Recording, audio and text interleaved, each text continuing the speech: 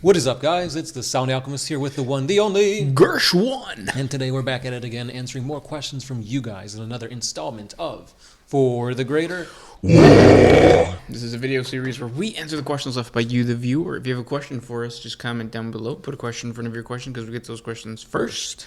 And also, YouTube has rolled out the Super Thanks, basically a way for you to support your favorite content creators. So if you guys like these types of videos, you want to support the channel, give us a super thanks, and it is guaranteed that we will answer your question. Right. And that's what?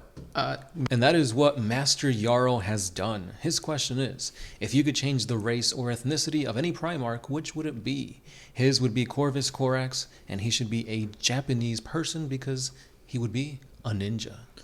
That's actually a really good point, and I actually see it as well. Corvus Corax is Raven Guard, right? Yeah. Sneaky. He can turn invisible, and not just that, but completely erase his presence, which is essentially what you want to do if you're going to be doing assassinations. Yeah. I mean, shadow walking just sounds like a ninja tactic. It does.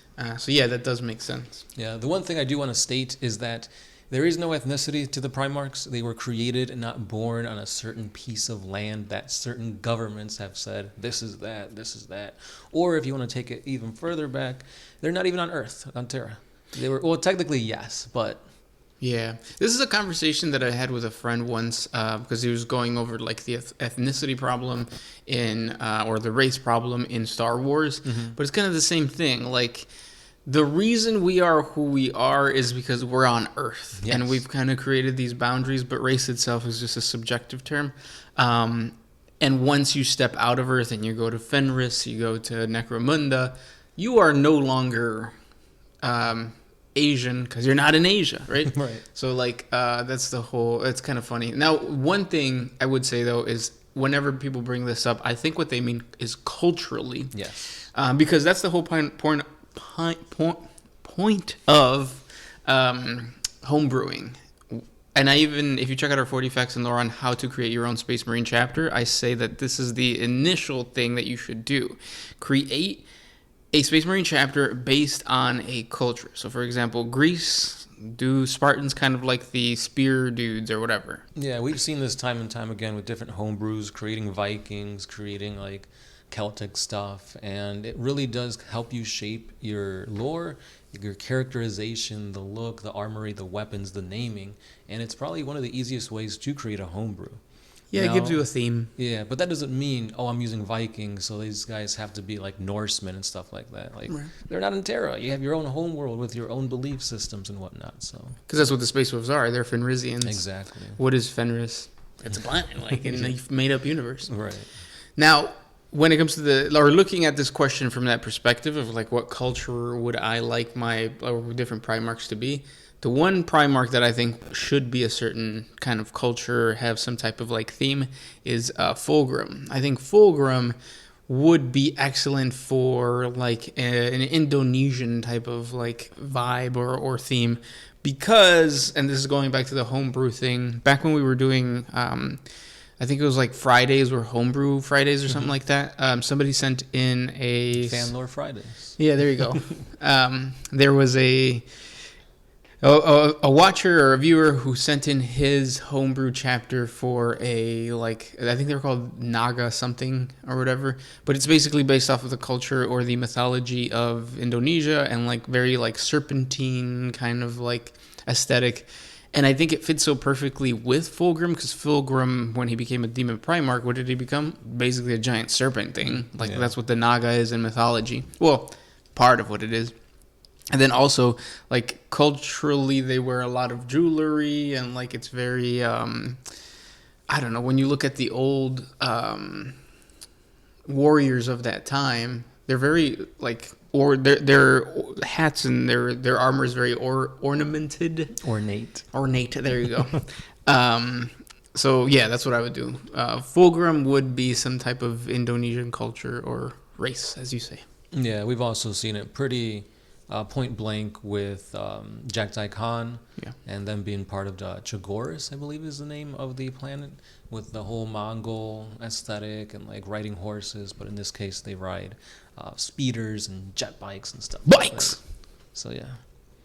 What about like so you if you had a Primarch, what culture would you like to like them to highlight, or if any? Yeah, I'm not really too sure. I feel like they should kind of go away from that and just make it its own thing. Yeah. Kind of like how the Luna Wolves were.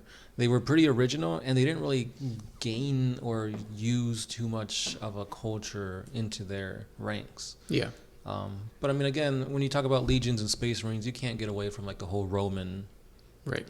background. Ultramarines. Yeah, that is pretty much where they stem all these words like Primaris, crossing the Rubicon, Yeah. legions. Right. Yeah. Next question. And thank you so much for the super thanks. It was a really good question too, so it was fun to talk about it. Yes. This next one is by Rainiel Calderon. Will the Tau technology be made of bioorganic material similar to that to the processes of Tyranid technology?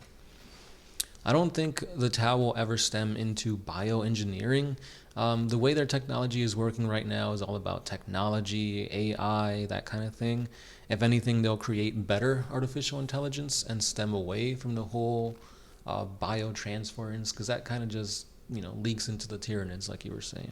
Yeah, and also like nobody has ever done that. Like even the bionics of the Imperium, they're not really you're changing a biological part to mechanical. So it's usually that in that direction of turning something biological into mechanical, not the other way of like mechanical into like we're not gonna get biological drones anytime soon. Yeah. I mean, we do kind of see this a little bit when it comes to like Fabius Bile and his like machinations and creations and clones and whatnot. If anything, it's more used with the Dark Eldar, with the homunculus covens. But yeah, we won't see that with the Tau. Yeah. Next question comes from the big one. Rather than stealing televisions, iPhones, and PlayStations, should I be stealing gold and silver as those are better long-term investments? Yeah. Yeah, definitely, man. You got to keep your options open. You could also steal people's hearts with your charisma and your attitude, and you have a good sense of humor, so just keep that in mind. Yeah, you've already got a foot in the door, so to speak. Yeah. Now you just need a letter of recommendation. Into our hearts. Next question. DH Yoko. Will the Grey Knights get Primaris? Could the Emperor's gene seed even be improved upon? So this is a topic that I talked about in detail about a year or two ago. And as of right now, I don't think they will be getting this Primaris stuff because Belisarius Cawl did it all with the gene seeds of the Legionnaires during the 30K era. He didn't use it during the Grey Knights because obviously the Grey Knights were not a thing at that time. Belisarius Cawl also continues to say that he did use both loyalist and traitor gene seed because at the time they were all loyalist, and that also includes the 2nd and the 11th Legionnaires as well. Yeah. Now, will we ever get true to scale Grey Knights? Hopefully. Yeah, I still think that is going to be a thing. We didn't see it this time around when like the new 9th edition codex and the box sets came out. As far as I know, they're still the same size sculpt, maybe a little bit bigger to try to kind of get them all in line. But yeah, as of right now, all Grey Knights are still firstborn, no Primaris. Yeah. Same thing with Terminators for that matter. Like I really want Terminators to be fit to scale, which I don't think they will. Because that's what Gravis is, right? Gravis and the aggressors. Next one. This one is by Christopher Crawford. When do you think GW will make a codex for the Farsight Enclaves? As far as I can tell, the Tau Empire had a number of encounters with other forces and factions that has given them a major wake-up call on how vicious and terrifying the Warhammer Galaxy truly is. And yet, the Enclaves have very minuscule presence, if at all, with these encounters of other races, so I wonder when they will be going to get a codex to kind of make them into an encounter with other races. How will Farsight treat these new threats, etc.? I don't think GW is ever going to give us a codex for the Farsight Enclave just because it's not only is it a Xenos, but then you would be, the way that you're putting it, it's like an auxiliary force to an auxiliary force or like a sub force. So it's like an army nobody plays, or an army that few people play within an army that few people play, and then you break it again because that's what Xenos are. Yeah. So yeah, I don't think ever. Yeah, we have seen supplements in the past for the Enclaves. This time around, we didn't get anything. It was rumored that we will be getting something because they didn't have like the rules for the 8. So if anything, we might just get an errata, a supplement, an FAQ, something like that. But yeah, I don't see a full-blown codex coming to them. Yeah, because in that case, then why didn't they just do Kroot again? Because the Kroot Codex that came out back in 5th edition, that thing was badass.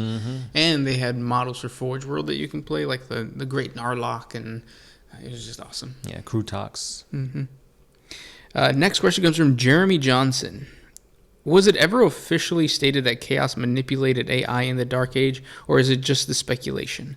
I think it could have been the Eldar, or more likely a human traitor. Maybe even the Emperor himself, moving things in the direction necessary to fulfill future plans. Your thoughts?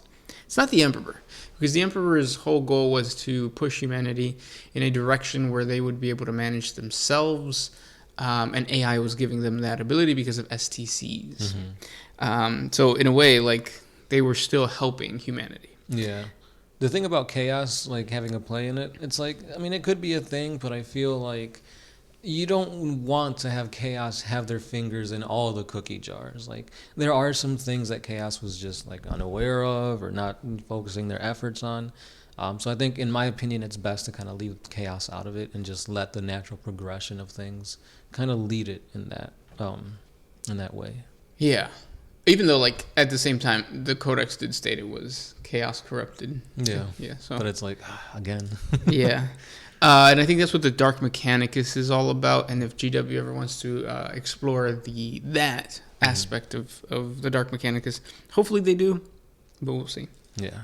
Now it seems like they're going more towards science fiction instead of science fantasy. Oh yeah, we've seen this with the Leagues of the Voltan, the Squats, the Kin, and the Ironkin, which are basically AI. Yeah. Men of Iron. Last question? Yeah. This one is by Carol. What would happen if the Tyranids appeared in the Great Crusade era, and if there was no Horus Heresy? Well, there you go. That's your new threat. Yeah. The Horus Heresy... Well, here's the thing. If the Heresy did happen, I wonder if the Imperium would be, like, gone. Because they'd have the Tyranids to contend with, plus the Civil War. Yeah. That might be too much. But he said no Horus Heresy. Let's say without the Heresy, without diving into that. I think it would definitely be a winning victory for the Imperium. Yeah. Yeah, because to me, they did a really good job at taking out the orcs, like the Prime Orc and all that. That was with the Primarchs being involved. Even the Custodians came in.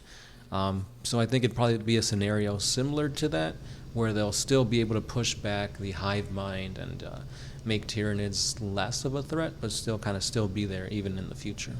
Yeah, I agree.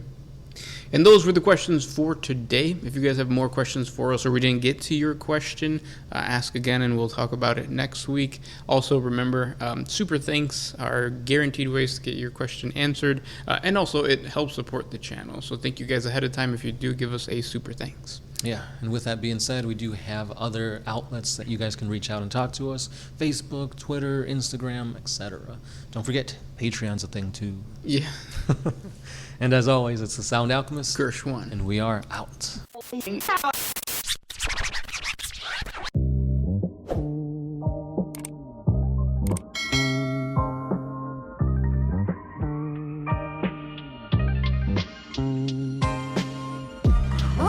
used to put my freedom first in any situation.